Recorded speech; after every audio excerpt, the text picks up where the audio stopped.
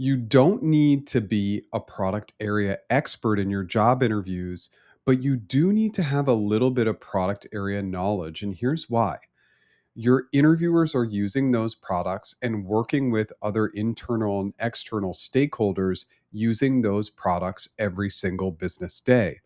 So, our failure as job interview candidates is the lack of connectivity we have with interviewers when we fail to connect with them in the product area they know so well. Let's use Google Ads, for example. Specifically, let's imagine that you're interviewing for an account manager position focused on Google Ads at Google. Your Google recruiter will likely tell you that you do not need prior experience with Google Ads because they'll teach you once you get hired. And this sounds reassuring, right? But there's a catch.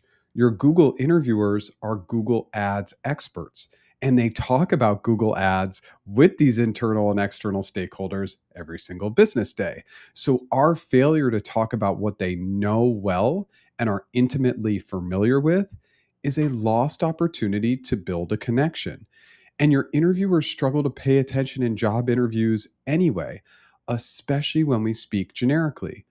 If you talk about what they know, in this case, Google Ads, you'll increase their ability to pay attention. So let's dive in a little bit deeper.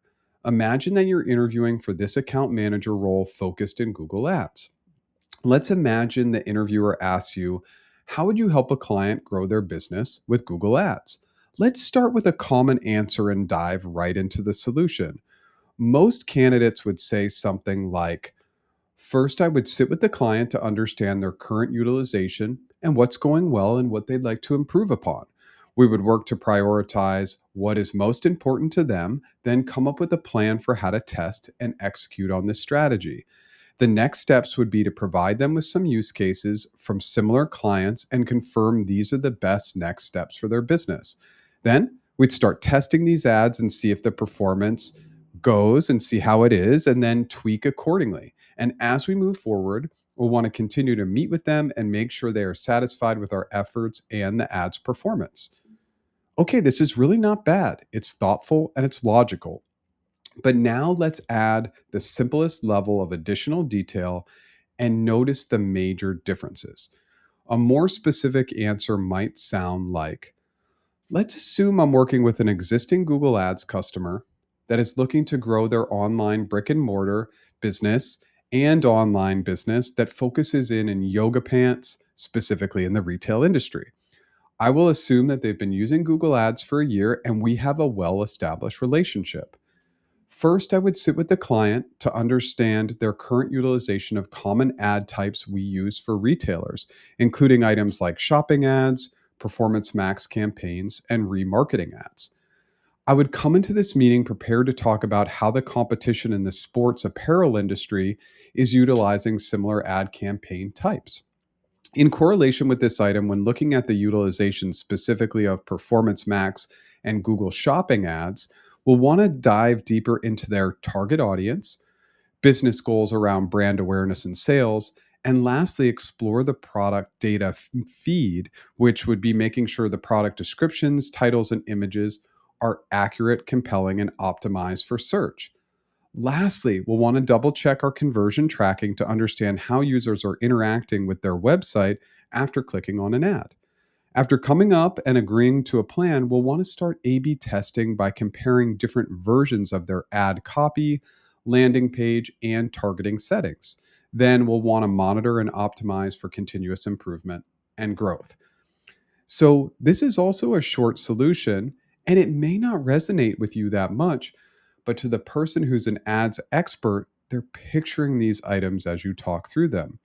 And after the interview, when comparing you versus the person who gave the generic answer, there really is no comparison. They'll remember you and forget the other person. So let's briefly chat about a couple of other critical areas to consider. First is understanding how to spend your time when preparing for interviews focused in a specific product area. And a good rule of thumb is the 80/20 rule. Spend 80% of your time preparing your interview answers and practicing those answers with AI and other humans. Spend 20% doing your research, potentially completing maybe a short product certification, etc. So while it is important to bring this knowledge into the interview, your ability to answer questions should be your primary focus when preparing. Now, the more scary item. Let's imagine you introduce these three concepts of shopping ads, performance max campaigns, and retargeting campaigns in your interview answer. And your interviewer asks you a follow up question that dives deep into how you might utilize a particular aspect of performance max, for example. Now, while you have a cursory knowledge of this type of Google ad, you may not be an expert. You're probably not an expert. And so you may not have enough information to answer your interviewer's follow up question effectively. You can take one of two paths. Path one is, hey, I'm still learning Google Ads, but from what I know about Performance Max, I might consider X or Y.